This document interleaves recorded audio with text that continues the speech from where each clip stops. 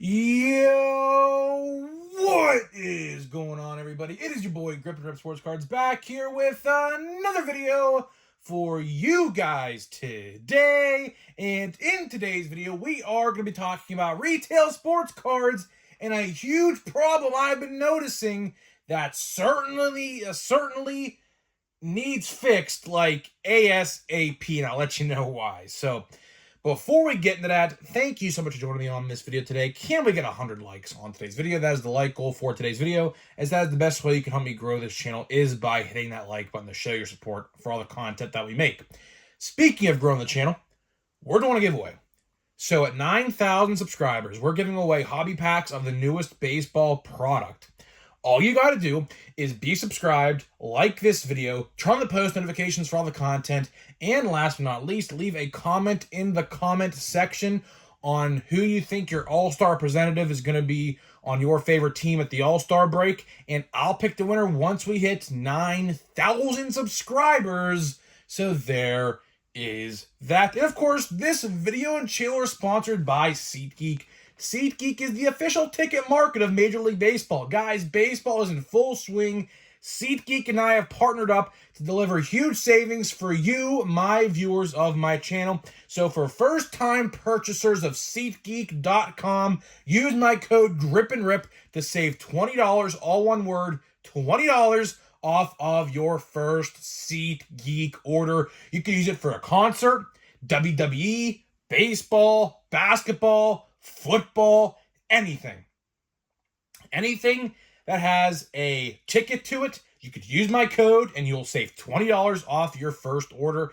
And of course, for YouTubers who use my code, let me know and I will give you a shout out in a future video showing support and hopefully to get you some subscribers as well. So let's get into the content at hand in today's video, which is retail sports cards. And I always like to say, man, retail sports cards is always my favorite topic to talk about. Really, I mean, there's not too many things that I find enjoyable to talk about in the sports card realm, quite frankly, to be honest with you.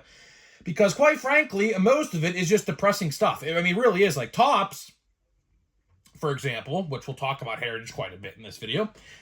But Heritage, I mean, look what's going on with Heritage right now. I have tons of people in my comment section every day saying Heritage, the boxes I bought, packs I bought, the cards were damaged.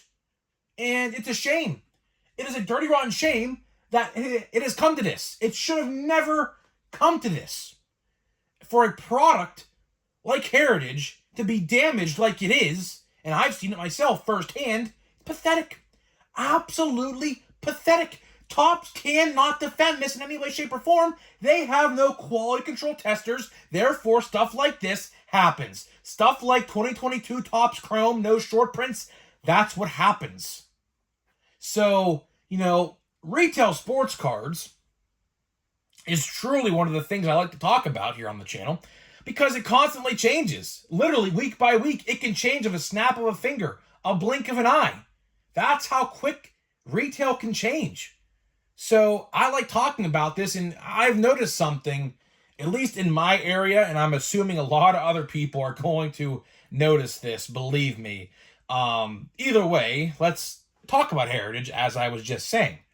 So last week, Heritage came out about two and a half weeks ago now, pretty much.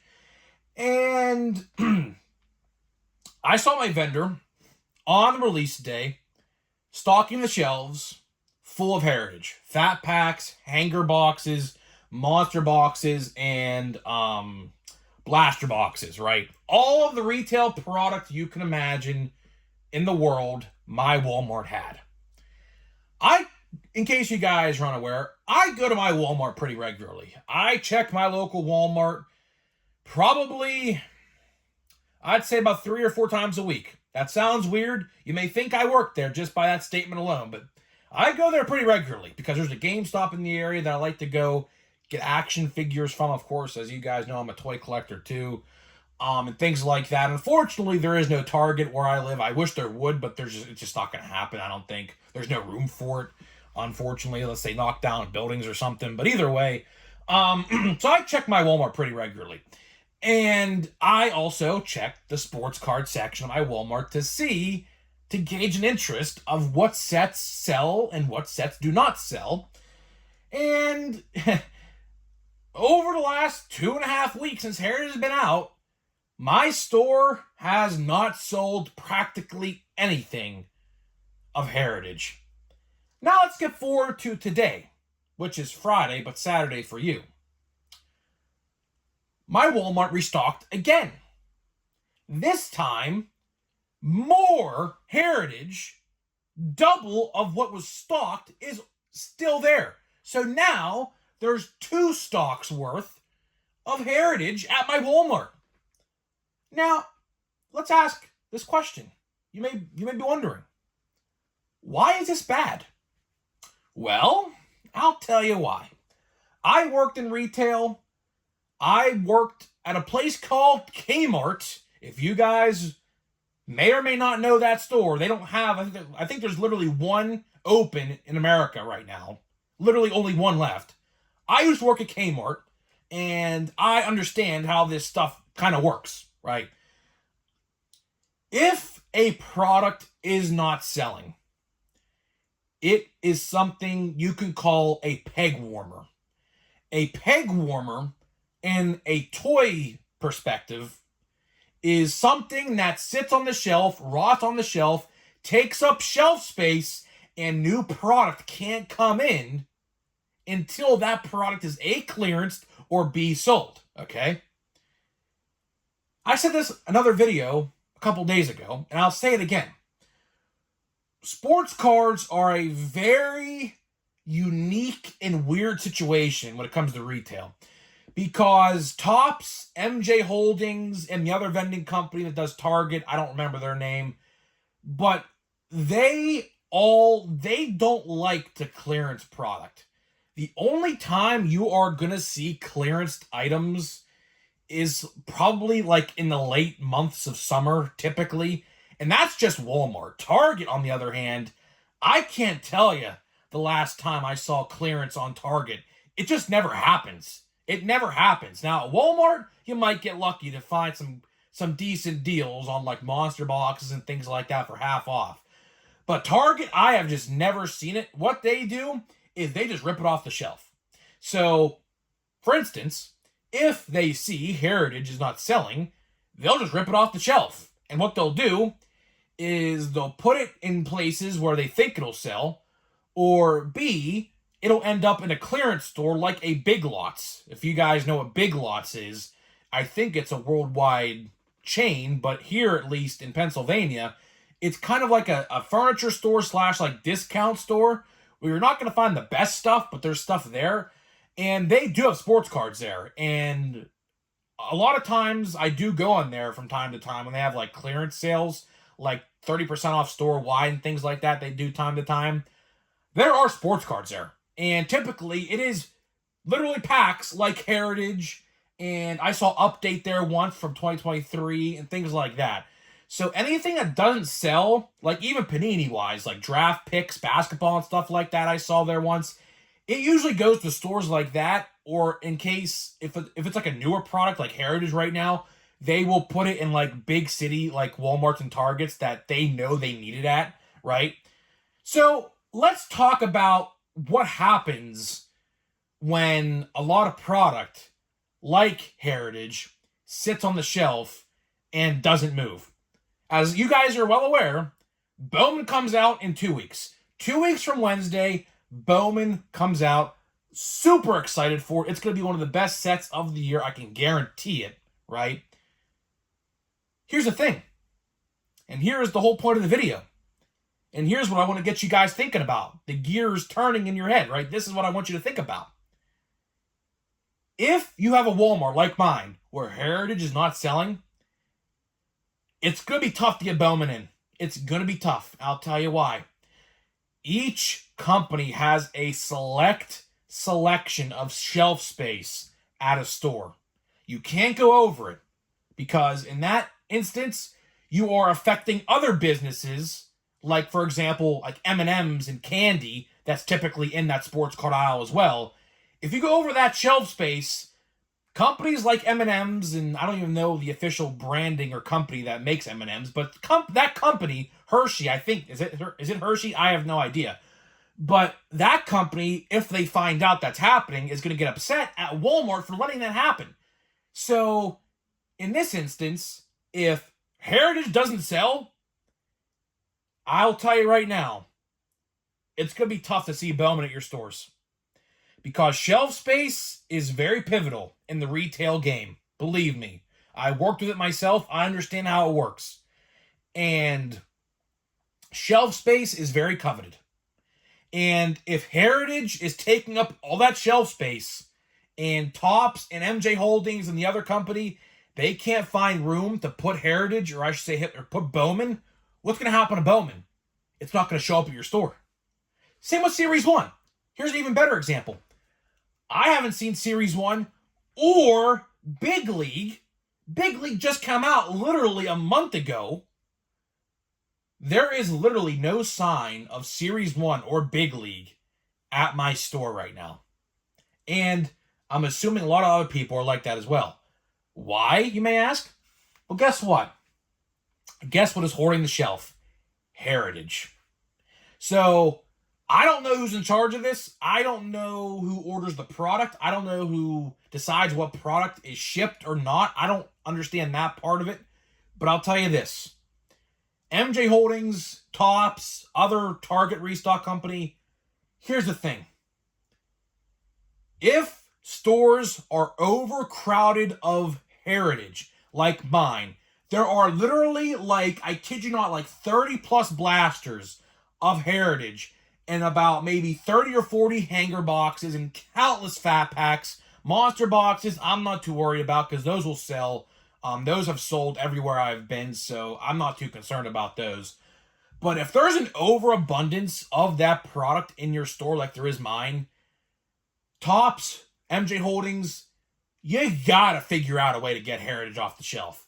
Because us collectors, I'll tell you right now, us collectors who see Bowman on the shelf, do you really think we're going to buy Heritage? I mean, I get it's nice to have a variety on the shelf. I understand that. But, I mean, when you have a product like Bowman, which is a top 5 product every year, do you think the good, smart collectors out there are going to want to buy Heritage? You thought so, right? No, the answer to that question is no.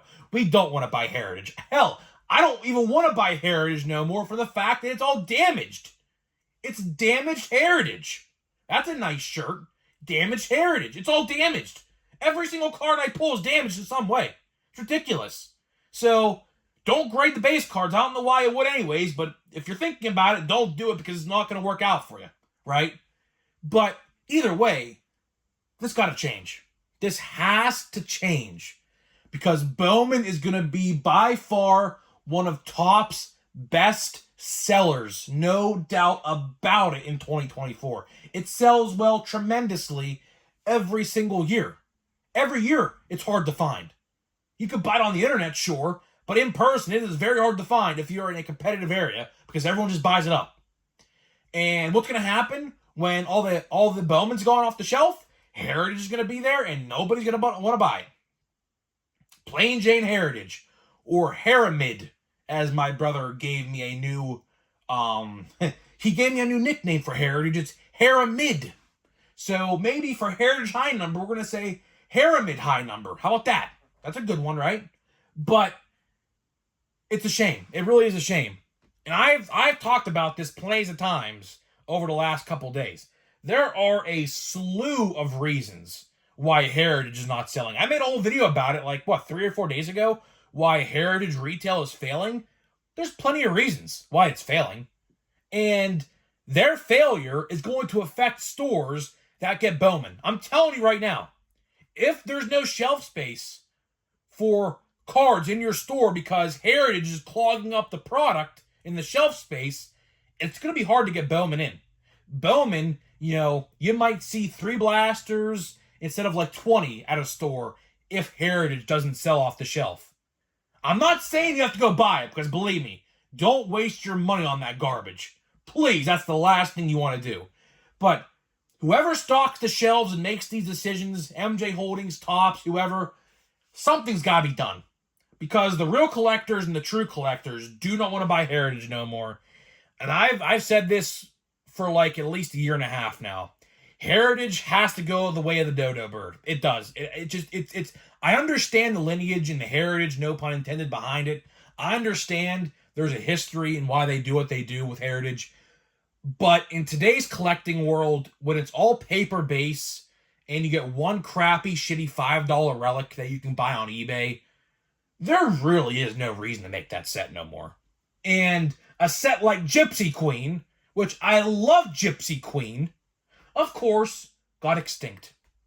This is the second year in a row, as far as I know, that Gypsy Queen is not going to be released. Now, it could be released later in the year. I'm not saying it can't. But from what I understand, and I've talked to a lot of people who would be in the know about this stuff, it looks like Gypsy Queen is not coming back this year, unfortunately. Which sucks, because I'll tell you one thing. I would rather have Gypsy Queen instead of Heritage. 2 on-card autographs, a couple parallels, chrome parallels. You can't go wrong. You got some variations with the no nameplates and things like that on the cards as well. I would rather have that than plain Jane Heritage any day of the week. Any day of the week. So Topps, I'm going to ask you for a favor, Topps. I think next year in 2025, because it's clearly too late for this year, make Heritage a singular set. Release Heritage at the end of the year so you can have all the rookies in it and have one big set called Heritage. Axe high number. High number don't even need to exist no more. Change hobby boxes. Put one autograph and relic guaranteed in each box. And maybe then some people will buy Heritage. And then what you can do is to put a slot in March to take away what Heritage would be. Put Gypsy Queen back in that slot where it originally was that you took away from us. There, Topps, I just fixed your problems in literally 45 seconds. And it's crazy how inept and incompetent they are that they can't figure that out. Do we really need 2 Heritage sets a year? No, we don't. We don't need 2 products clogging the shelves because it's so bad. Same thing with, honestly, Allen and Ginter. Allen and Ginter, same concept. I like how we get 3 hits in a box, but that set retail-wise doesn't sell either. It doesn't. So, I don't know. Hopefully you guys did enjoy this video, because I thought this was a really well thought out video. I really hit my points I wanted to hit in this video. It just needs to change, man. It needs to change, no doubt about it. We can't have 30 blaster boxes of Heritage just clogging the shelves at stores. Now, I'm sure some stores aren't like that. I understand that. If you live in a big city where Walmarts and cards are competitive, you might not be like that. But for me, who lives in a small area and there's not a lot of card collectors, that's what's going to happen. And for the sake of Bowman coming out in 2 weeks, something's got to change, because I would rather buy Bowman. Even at $35 a box, I would spend double the price of Haramid to get good cards in Bowman. So I don't know. Something has to change. And I've said it, and I'll say it again. They got to axe high number.